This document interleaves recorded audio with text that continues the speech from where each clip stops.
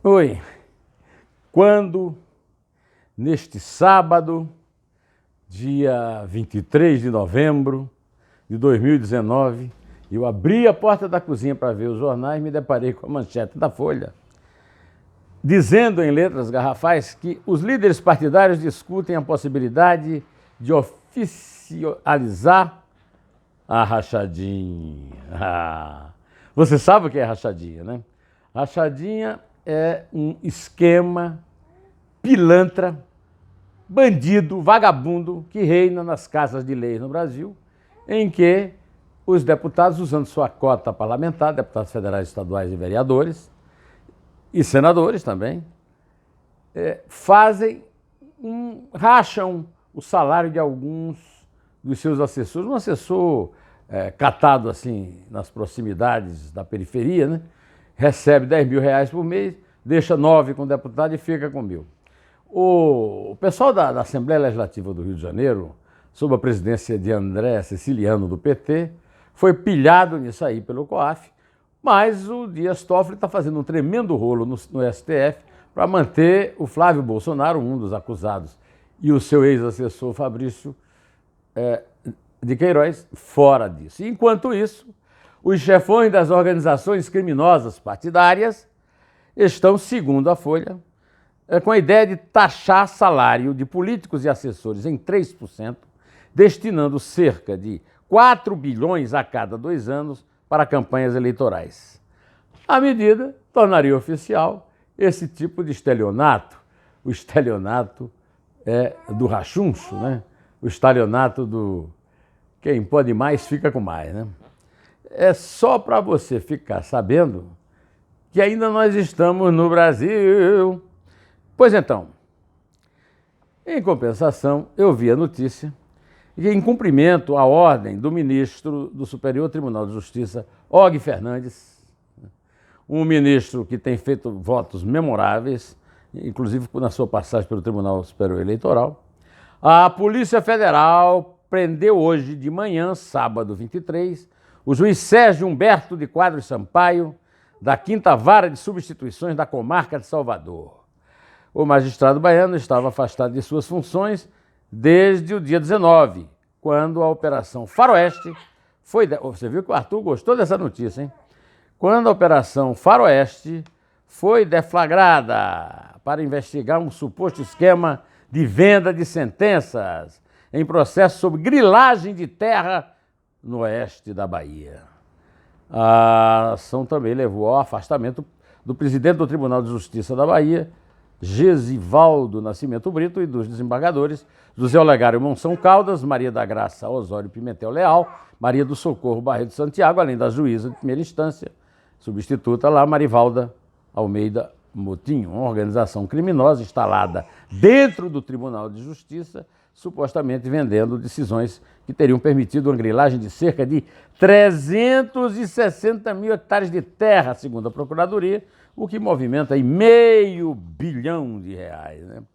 Esse é um dos aperitivos da Lava Toga, que foi apresentado, ao qual eu falei ontem, na revista Cruzoé também. Essa notícia não é da revista Cruzoé, mas a próxima que eu vou ler para você aqui, tentar, é que realmente a revista Cruzoé mostrou que é outra operação. Essa operação, além dessa operação Faroeste, tem a Operação Ápios, sobre a qual nós temos falado aqui. Você se lembra, né?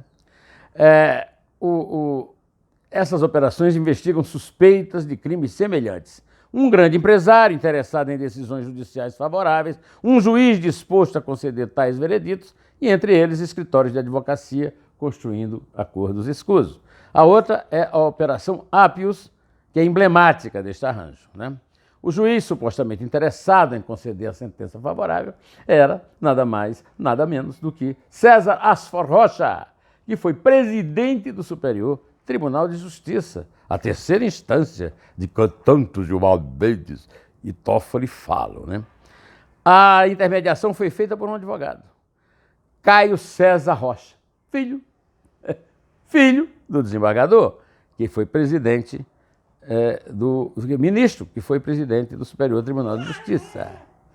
A grande empresa interessada na decisão judicial favorável a Camargo Correia teria pago 5 milhões para que Asfor Rocha enterrasse a Operação Castelo de Areia, sob a supervisão de Márcio Tomás Bastos, que foi ministro da Justiça de Lula. Ele morreu em 2014, mas a Operação Ápios está fuçando lá o escritório dele para descobrir provas desse crime. Eles prometeram uma vaga no Supremo por César Asfor, mas nessa vaga entrou o Luiz Fux, por decisão da presidente Dilma Rousseff. Mas pagaram 5 milhões, segundo o depoimento de Antônio Palocci, em dinheiro vivo, para que ele enterrasse a Castelo de Areia, que era uma espécie de antecipação do que teria sido depois a Mensalão, né? Sabe por que ele apagou? Ele acabou com a chicana, como essa que estão usando aí na segunda instância, né? É o seguinte, o argumento foi não ser possível autorizar grampos telefônicos numa investigação baseada apenas em denúncia anônima. Mera coincidência ou não, né? Ou seria uma repetição? A Lava Jato paulista suspeita que Caio Rocha tenha sido o operador do pai enquanto Astor esteve no STJ. O filho é sócio de 8 das 9 empresas da família que tiveram sigilo bancário e fiscal quebrado pela Justiça Federal, conforme revelou a revista Cruzoé. Uma das empresas da administração de bens, a CCVR Participações, foi aberta em dezembro de 2010 e hoje acumula capital de 26 milhões de reais. Não é pouco, não.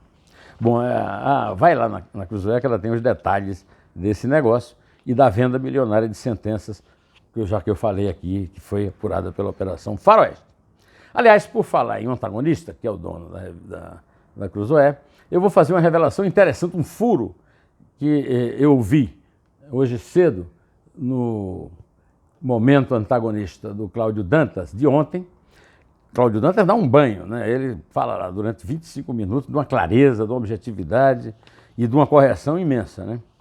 E o antagonista deu conta que, ao investigar a conduta dos servidores envolvidos no acesso a dados fiscais do ministro Gilmar Mendes, a Corregedoria da Receita Federal descobriu que o vazamento para a imprensa se deu por meio da Fibria Celulose, que é a ex-Aracruz, uma grande fábrica de papel. Vocês ouviram o protesto quando eu falei o Gilmar Mendes, que o Arthur fez aqui. O Arthur já está treinando para ir para a rua contra o Gilmar Mendes. Consta do relatório interno obtido por antagonista que foi possível constatar no relatório de auditoria de processos que a empresa Fibria Celulose S.A., então diligenciada, extraiu cópia integral do dossiê da diligência no dia 5 de novembro de 2018, portanto há um ano, às 4 horas, 24 minutos e 39 segundos, sendo dados sigilosos contidos nesta cópia, posteriormente divulgados, como ficou comprovado pelo código de localização escrito no documento que chegou à imprensa. Na verdade, chegou à revista Veja, que deu esse furo. A constatação derruba de vez a versão de que o vazamento dos dados teria sido obra de auditores. Essa é a versão do Gilmar Mendes, cuja mulher, Guiomar, é um dos alvos disso aí. E o Gilmar faz aquela confusão, os auditores são todos bêbados, são todos loucos. Na verdade, houve uma falha do operador do sistema, o auditor, inclusive, já foi punido pela Receita, mas não houve dolo. O dolo, se houve, foi da Fibria, então não foi do auditor. E o Gilmar Mendes, como sempre, falou à toa com aquela boca de sapo, boca de jacaré.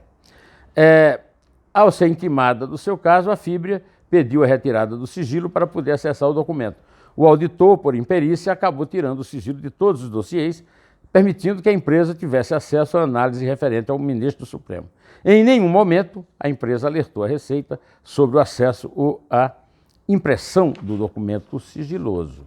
A Corregedoria da Receita disse ainda, não resta dúvida, de que não foi o acusado que divulgou os dados sigilosos à imprensa, e sim a Fibria Celulose S.A., assim como não há qualquer elemento que indique conluio entre a empresa e o servidor do fisco. No início do mês, o Sindifisco, que é o Sindicato dos Fiscais, recorreu ao ministro Alexandre de Moraes porque, graças ao Toffoli e ao Gilmar Mendes, os auditores foram punidos. Em vez de serem punidos, os suspeitos que estavam sendo investigados, né? E aí o Alexandre de Moraes resolveu que o Sindifisco tinha razão. E o Gilmar partiu por cima, porque não tem como explicar a quem tenha mais de 30 de QI, como ele e a mulher movimentaram 17 milhões e 300 mil reais em 2016. E agora esconde a explicação da Receita para não passar uma vergonha igual a do seu amiguinho Toffoli. Antes de eu encerrar aqui